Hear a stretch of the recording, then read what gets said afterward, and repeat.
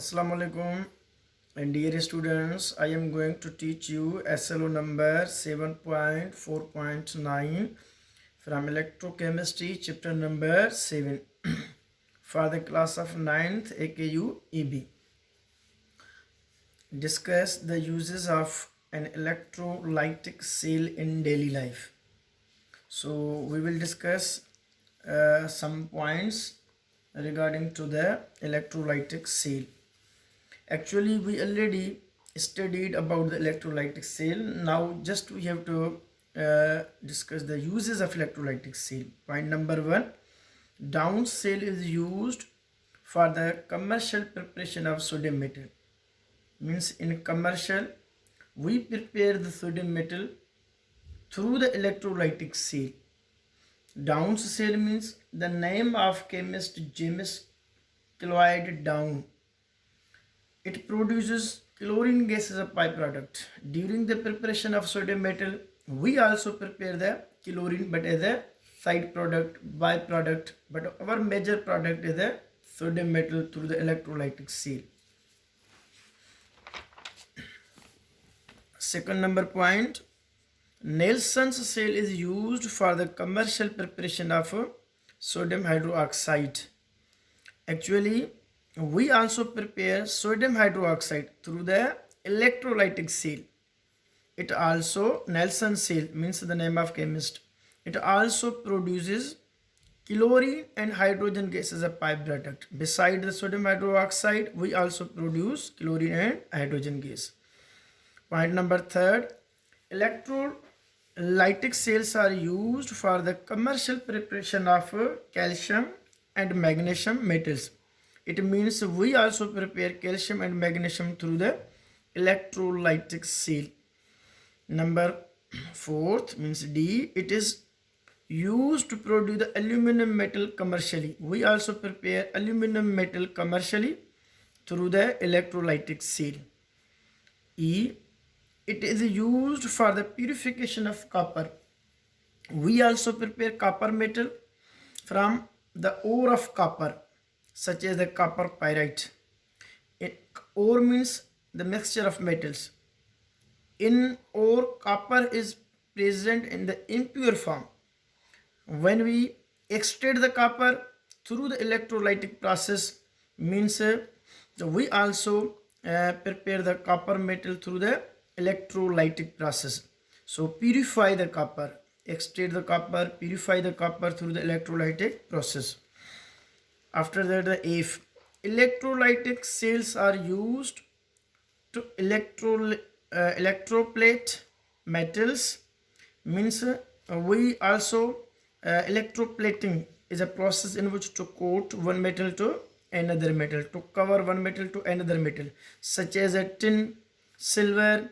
We also cover the tin and silver through the electrolytic process. Nickel, etc. on the steel. So put on the steel these metals through the electrolytic process and cover them, coat them. That process is called electroplating. After that, G, electrolytic cells are used to prepare anodized aluminum. Anodized aluminum means, it means electrolytic cells, the anode must be of aluminum. Anodized aluminum means anode must be of the aluminum and electrolyte should be of the dilute sulfuric acid. When electricity passed from sulfuric acid, it produces oxygen. That oxygen reacts with the aluminum to produce alumina, means oxide of the aluminum. So we can write here simple reaction of the anodized aluminum, how reaction occurs, and also we continue the same point. So there is a reaction of the anodized aluminum. There is a simple reaction. Let's suppose when aluminum react with the oxygen, it produces alumina. So we can balance the reaction 2 here, 3 here and 4 from here. So this is called alumina. So this reactions we can write in the simple form. Let's suppose this is the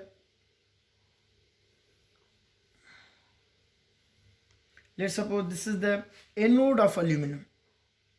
So this is the aluminum. When aluminum react with oxygen, it forms alumina. So it will form when it reacts, when aluminum react with the oxygen, it will form the layer, such type of the layer.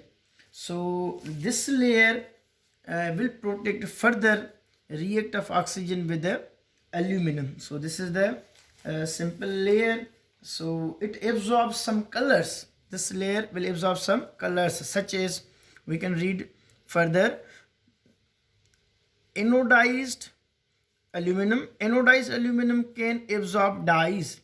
So these anodized aluminum or layer can absorb the dyes. Dyeing of the anodized aluminum can produce metallic red. It can produce metallic red, metallic blue, other metallic colors on the metal surface. So these anodized aluminum can absorb. There is no means pores. So further these layers protect the reaction aluminum anode with oxygen, and these layers absorb the some colors, such as the different types of the colors written in here. Dear students, we have another SLO from the same chapter, electrochemistry. SLO number is a 7.4.11. Describe the production of electrical energy in a dry cell. So now we have another SLO, dry cell. Actually, it is a primary cell which is used to convert chemical energy into electrical energy.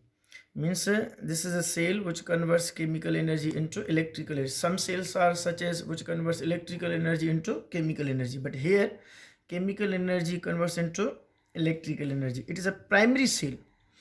Primary cell means once we use this cell and throw it, because it is not chargeable. When the cell is not chargeable, that cell is called irreversible, not reversible. So it is irreversible. It is used in the most of flashlights, calculators, clocks, transistors, and in the portable electronic devices. Transistors means a solid state electronic device that is used to control the flow of electricity in electronic equipments, or we can say simply a semiconductor device. Portable devices means movable, mobile, or usable on many computers with little. After that, it is an irreversible cell, means not reversible, not chargeable. So this is called irreversible cell. After that, here in a dry cell, figure 8.7, this is the figure 8.7 we will discuss a little bit here. There is an outer zinc vessel. So this is the outer zinc vessel. So there is an outer zinc vessel. This is the outer zinc vessel. This is the zinc which acts as an anode. So zinc acts as an anode having the positive charge. And inert carbon means graphite. This is the graphite or carbon inert, which is a cathode, means negative charge particles. Sign shown here. This is the inert carbon. Rod which acts as a cathode. This is the cathode. The graphite rod is surrounded by the mixture of manganese dioxide and carbon powder. So the cathode rod is surrounded by the manganese dioxide and carbon powder. This is the manganese dioxide and carbon powder which is surrounded of the cathode. After that, the electrolyte is a moist paste ammonium chloride. This is the inside the cell. There is a ammonium chloride and a zinc chloride in the form of paste, means which is the electrolyte in which we conduct the electricity, pass the electricity. The cell is called dry. Why the cell is called dry? Because there is no free flowing liquid. So once we use the cell, because there is no free flowing liquid, again we charge the the cell and use. So once we use and throw it, the concentrated electrolytic solution thickened into the gel-like paste by an agent such as starch, in the form of starch. The upper top of position of the cell sealed with the wax. This is upper top of the cell, which is sealed with the wax sealing material. A copper cap is fitted. This is the copper cap which is fitted top of the carbon rod cathode to make the electrical contact. The whole cell is covered with a safety cover. The whole cell is covered with the safety cover. Why the whole cell is sealed with a safety cover? Because the weight chemicals may not fall or leak. And after that, when zinc and graphite electrodes are connected by a metallic wire, zinc gets oxidized. Zinc gets oxidized means zinc lose electrons, increase in the charge, that is called oxidized, to form zinc positive 2. It is zinc 0, it is zinc positive 2 ions which pass into the weight paste, leaving behind the electrons, means lose the electrons on the zinc container, and the electrons move from zinc electrode. These electrons move from zinc electrode to carbon electrodes, means to carbon electrode. These electrons move to carbon electrode through the external circuit. The cell reaction is a complex. So if we want to write the cell reaction, then we can write the cell reaction. It doesn't matter how the cell reactions occurs. Let's suppose I am going to write the cell reactions here.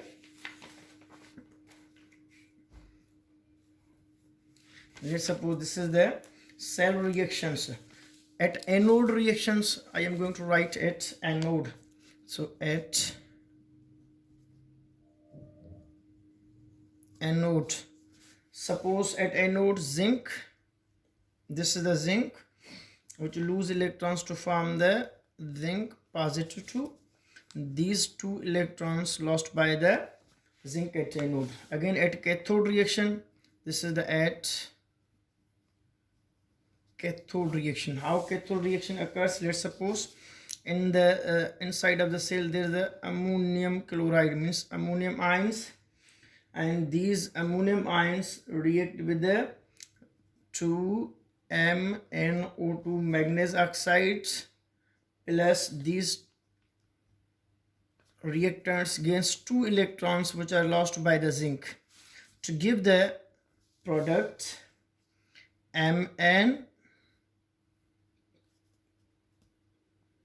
Mn2O3 plus 2NH3 plus H2. Here 2 electrons gained by the ammonium ions.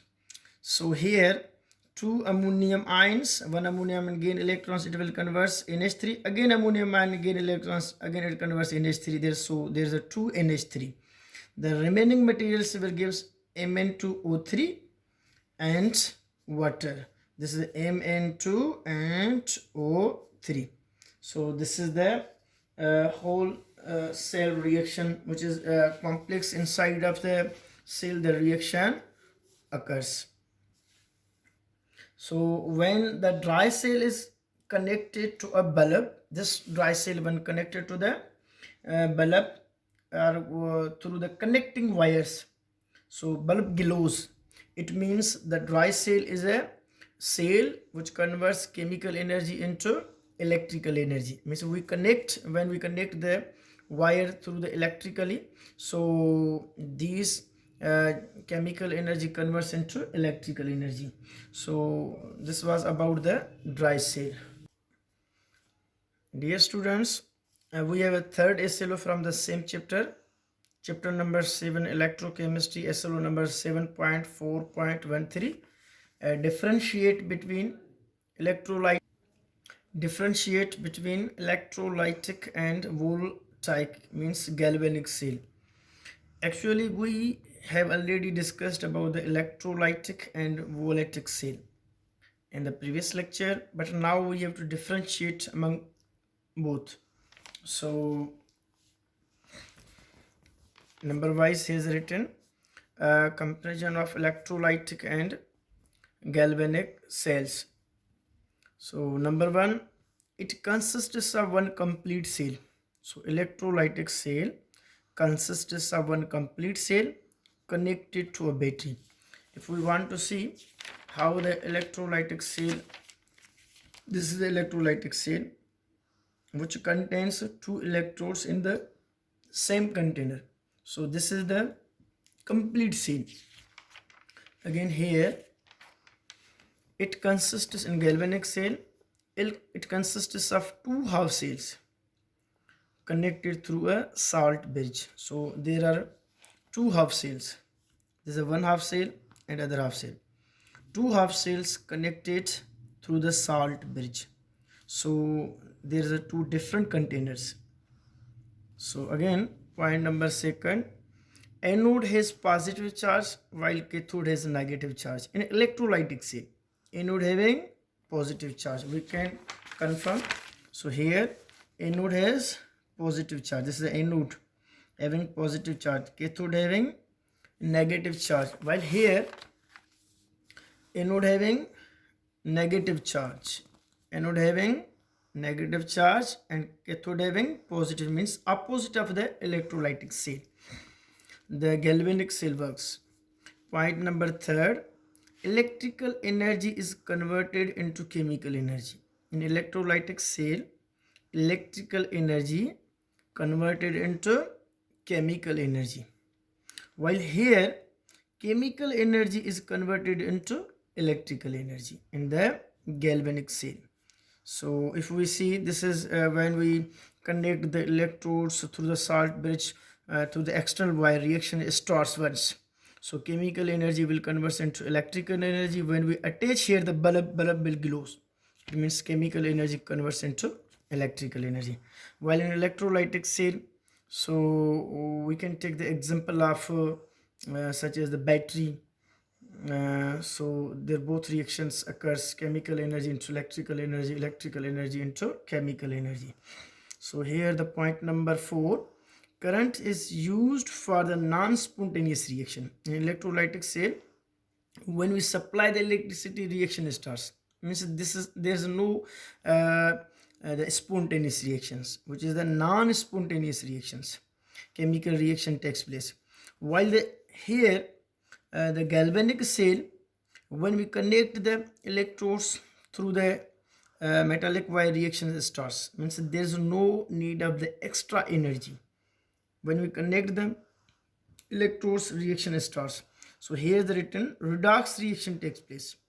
This is the spontaneous reaction and produces the electric current. Redox means in same reaction when oxidation and reduction occurs is called as a redox reaction. So one reaction oxidizes, other reaction reduces. That reaction is called redox reaction. It means the galvanic cells having redox reaction. After that, this is the spontaneous, means produce the electric current spontaneous, though there's no need of the extra energy. These points were about the electrolytic cell and galvanic cell.